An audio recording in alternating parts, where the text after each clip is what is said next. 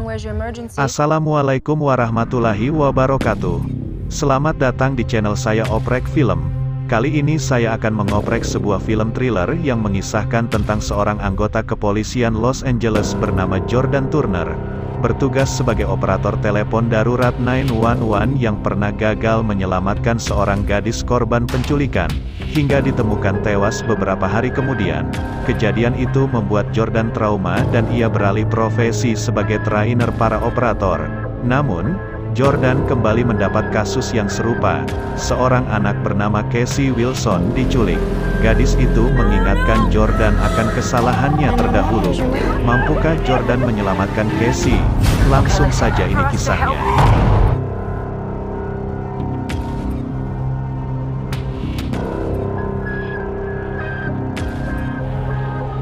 Tampak para operator sedang sibuk melayani panggilan darurat 911. Termasuk Jordan yang sedang menerima sebuah panggilan telepon dari seorang gadis kecil bernama Leah yang mengaku tengah sendiri di rumah dan mendapati seseorang yang ingin menerobos masuk rumahnya.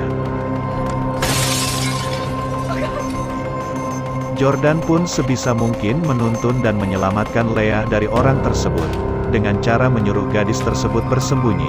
Namun, upaya itu tak berhasil dan Leah berhasil diculik, bahkan ditemukan tewas beberapa hari kemudian.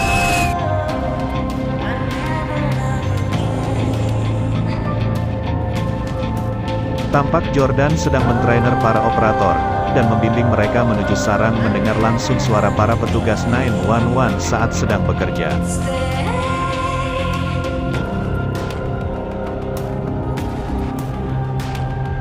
Saat sedang memandu para operator, salah satu petugas 911 menerima panggilan darurat. Secara tak sengaja Jordan mendengar lewat earphone dan mengambil alih tugas tersebut.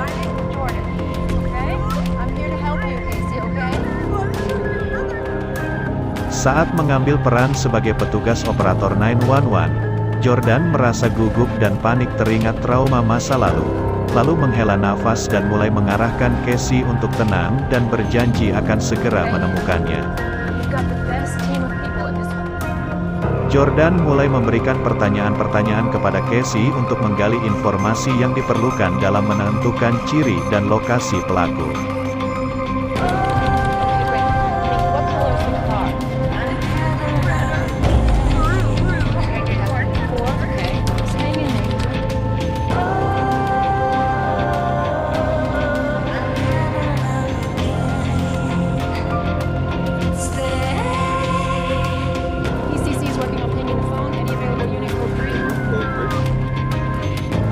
Jordan menyuruh Casey untuk mencari lampu merah dan menendangnya hingga lampu tersebut jatuh di jalan raya, lalu melambaikan tangan melalui lubang lampu tersebut. Melihat kejadian itu, salah satu warga melaporkan bahwa ada seseorang yang terjebak di bagasi mobil sedan berwarna merah yang sesuai dengan ciri-ciri mobil pelaku, dan petugas pun langsung mengetahui lokasi jalan yang digunakan pelaku.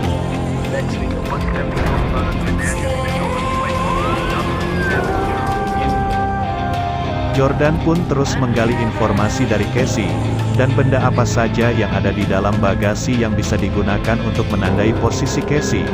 Jordan menginstruksikan Casey untuk melubangi kaleng cat, dan menuangkan cat melalui lubang lampu belakang sebagai tanda posisi Casey. Cairan cat yang mengalir dari lubang lampu belakang memancing perhatian seorang pria di jalan raya. Sialnya, pria tersebut memberitahu kepada pelaku perihal cairan cat yang tumpah dari dalam bagasi mobil sedan, dan pelaku langsung menepikan mobil tersebut lalu memeriksa di dalam bagasi. Pelaku marah besar setelah mendapati Casey yang telah berusaha untuk memberitahukan posisi mereka. Pelaku pun mengambil obat penenang dan akan memberikan kepada Casey. Tiba-tiba pria yang melaporkan cairan cat tersebut menghampiri pelaku dan pelaku mengucapkan terima kasih sudah diingatkan. Pria tersebut merasa ada yang janggal. Dia mencoba menelpon 911. Belum sempat dia menelpon tiba-tiba pelaku memecahkan kaca mobil, lalu menghancurkan handphone, dan memukul kepalanya menggunakan sekop hingga dia mati.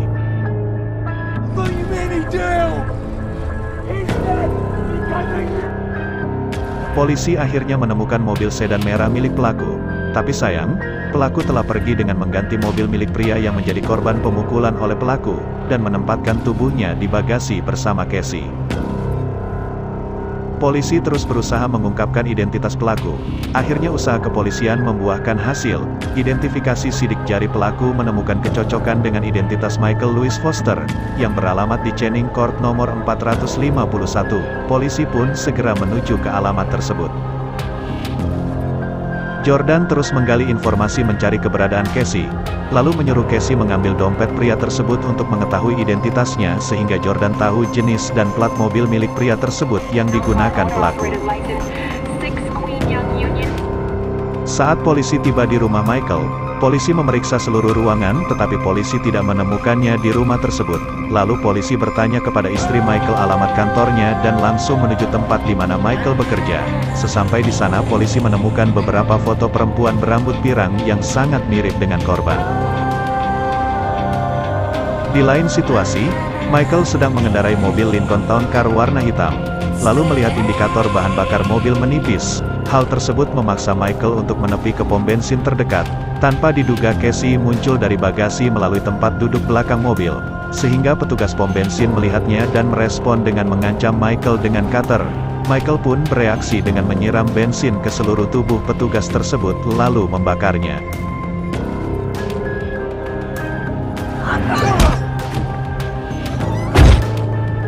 Setelah kejadian itu Mike membawa Casey ke suatu tempat. Saat sedang menggendong Casey tanpa sengaja Mike menemukan handphone yang Casey gunakan untuk menghubungi Jordan. Jordan memberitahu Mike kalau polisi telah menemukan sidik jarinya di lokasi pembunuhan, dan mengingatkan untuk tidak menyakiti Casey. Mike menjawab bahwa itu sudah dilakukan. Jawaban Mike sama persis dengan pelaku pembunuhan Leah. Jordan pun memberitahu rekan-rekannya kalau Mike adalah pelaku yang sama. Polisi terus menyelidiki rumah Michael untuk mendapatkan petunjuk. Tanpa sengaja, Adam, salah satu petugas yang berada di sana, melihat suatu foto yang menampilkan Michael bersama seorang wanita berambut pirang dan satu unit mobil yang berada di belakang mereka. Adam pun meminta Jordan untuk mencari identitas nomor plat mobil tersebut, dan hasilnya diketahui mobil tersebut atas nama Melinda Foster, yang beralamat di Jalan Oak Creek Lane nomor 1765 Santa Clarita Hills. Setelah mengetahui alamat dari identitas mobil tersebut, polisi langsung bergegas menuju ke sana. Polisi menyisir seluruh ruangan, tetapi sayang, hasilnya nihil. Tak ada tanda-tanda keberadaan Michael dan Casey. Di lain situasi tampak Casey dan Michael sedang di suatu ruangan yang tidak diketahui. Jordan menatap layar monitor posisi signal handphone terakhir Casey yang berada di Santa Hills. Jordan pun pergi ke sana untuk memastikan kebenarannya. Jordan terus menyusuri seluruh ruangan tersebut, tetapi tak ada hasil apapun yang dapat dijadikan petunjuk.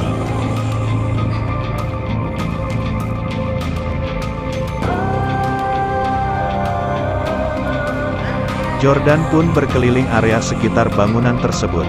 Tanpa sengaja Jordan melihat sebuah tiang bendera yang mengeluarkan bunyi yang sama saat Jordan dan Michael berbicara lewat handphone. Jordan terus menyusuri dan menemukan sebuah bunker tersembunyi yang ditutupi oleh rumput.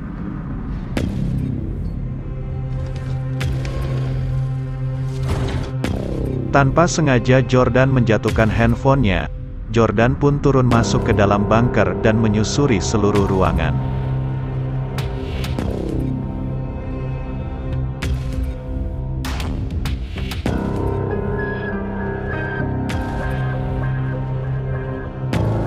Tampak Michael sedang memandangi sebuah manekin wanita berambut pirang.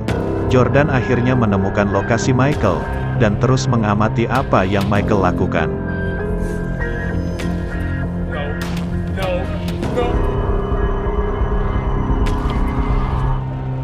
Michael kembali ke ruangan Casey, yang telah dilengkapi alat-alat medis, dan langsung membelah area wajah Casey dengan pisau bedah. Tiba-tiba Jordan menghantam Michael dengan benda keras dan Michael pun tersungkur. Lalu Jordan bergegas segera melepaskan Casey dari ikatan.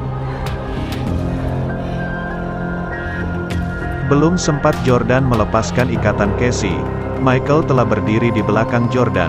Lalu Michael menyerang Jordan dan memasukkan kepala Jordan ke dalam air. Saat wajah Jordan masih terbenam dalam air, tiba-tiba Michael melepaskan pegangannya ke Jordan. Akibat dari penyerangan yang dilakukan oleh Casey tepat di wajah Michael, menggunakan pisau bedah. Michael pun emosi dan langsung mengejar Jordan dan Casey sampai keluar bunker. Michael terus mengejar Jordan tanpa memperhatikan Casey yang berada di belakang Michael dan langsung menusuk Michael menggunakan gunting.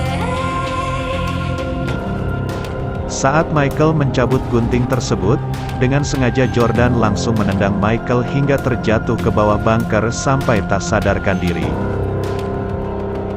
Jordan dan Casey mempunyai rencana lain.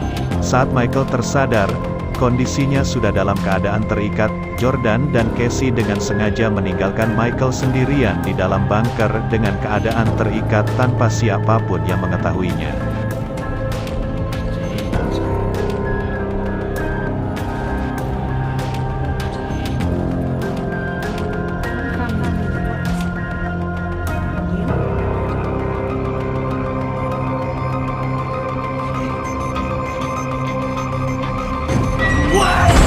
Kisah selesai.